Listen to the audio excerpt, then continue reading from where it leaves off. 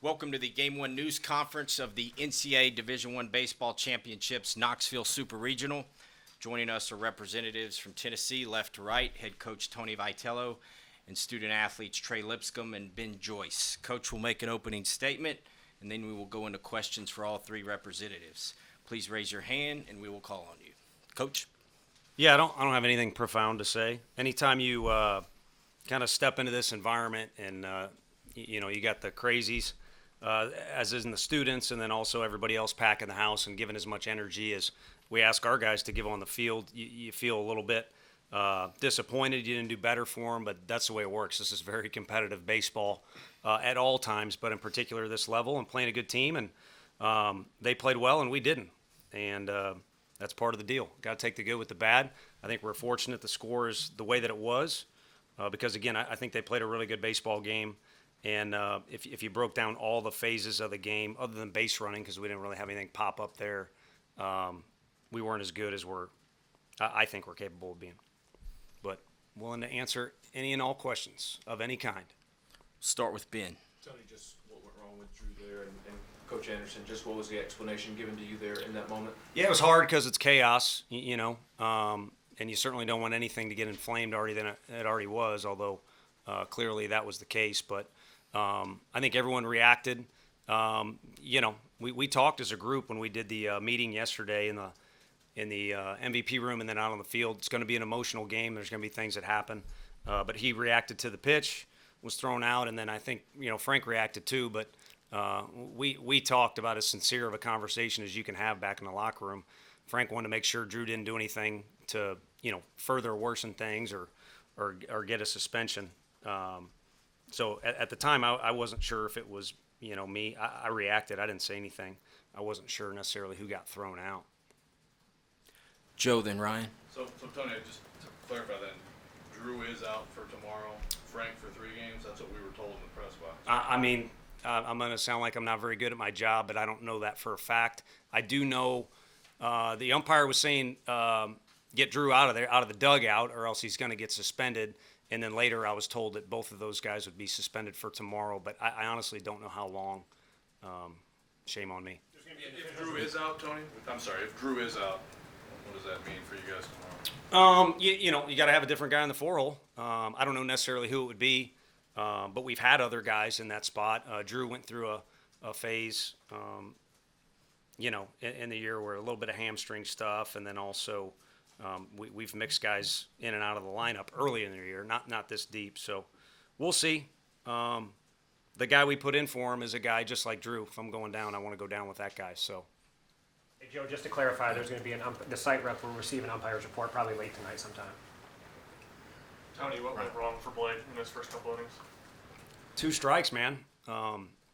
2 strikes. I would like to think if you ask their guys how he was throwing the ball, he's throwing the ball pretty well, but then there was blips on the radar screen, and you can get away with that at times, even against a good team, but they didn't miss when those blips showed up. So, I think a lot of them occurred with 2 strikes, and not an ideal day for him, but he's done a lot for us up until this point.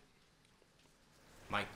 Tony, is there an element of Notre Dame kind of playing the way you guys have all year? Homers, playing sound defense, good pitching, and they just kind of played that style better today? They always play. Yeah, they obviously play better than us, but they always play sound defense. I think you could waste your time breaking down position by position who's got the advantage, but I think you got 2 really strong defenses, in this deal here, and I'd be shocked if you didn't across the country. Billy Joel there broke my train of thought, but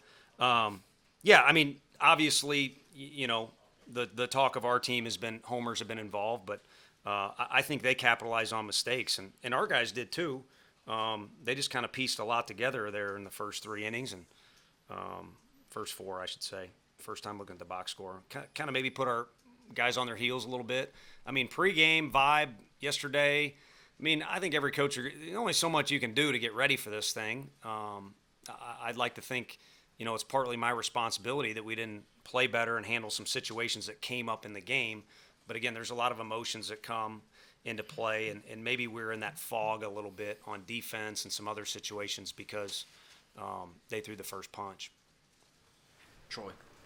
Trey, one for 16 with runners on, had some similar struggles to that early against Campbell and Georgia Tech. So what do you guys have to do to kind of make sure that y'all are kind of maybe getting things going offensively and not leaving guys on the base like y'all have? Yeah, just going in there and just doing our thing.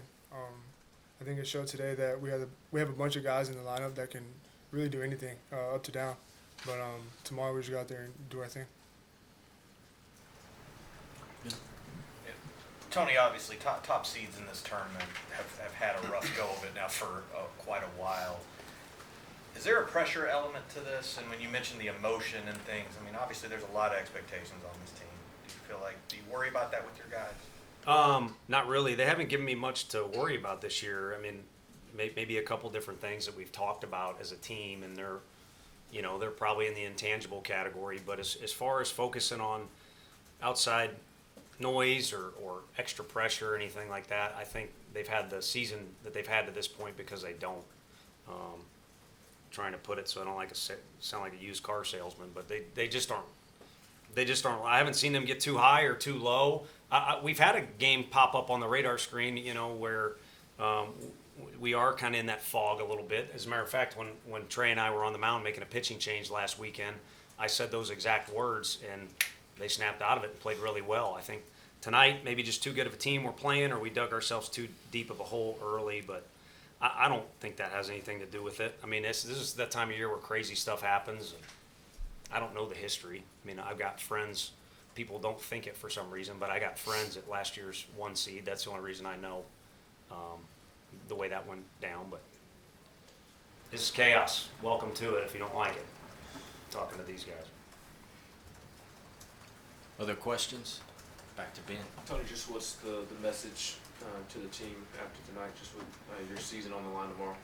Yeah, I mean, I think when you play in our league, and they could say the same, and you kind of get to that 1-to-1 game on Sunday, which fortunately it took a while for us to kind of experience that, but when we did, we brought this up. It's like, this is a cutthroat game. It's the elimination type feel. Now, obviously, you could label this one differently, but it's still baseball. It's still a really good team, and it's still kind of the same vibe that occurred that day we talked about it, and then probably 5 or 6 times after, including our conference tournament and a little bit of last week where it's you kind of have that vibe like, it's all on the line or whatever cliche you want to. So you might as well say it to yourself because it ain't going anywhere, and you guys are going to say it, but then you got to put it in your back pocket because it's not going to change the fact you're playing baseball tomorrow, and you just need to play good ball. I don't think we played good ball tonight, as I mentioned before, and you guys all want to know, what are we doing at the SEC tournament, strategy and all that. I'm not smart enough to have strategy. We just wanted to play good ball. So I think if we're going to answer back or any of that stuff that I think is good to say, it's not anything special. It's try and come out and play good ball tomorrow because we did not today. Ryan. For the players, what was kind of the energy and the conversations like in the dugout after that 4th inning when I got up 7 runs? I mean, you just never really feel like we're out of the game with our offense. It's just kind of just try to stay in the game as much as we can and keep the vibes up and stay up for the whole game. But it wasn't like we thought we were out. We just always feel like we're in the game with this offense we have. Joe. Yeah. Tony, back on the Drew thing, did you get a sense for what was said there and whether the ejection was warranted? It's not up to my discretion as far as what is or what is not, but I think he, I don't want to misquote the kid, but obviously he turned his back and said something about it being terrible or not a good call or, something to that effect.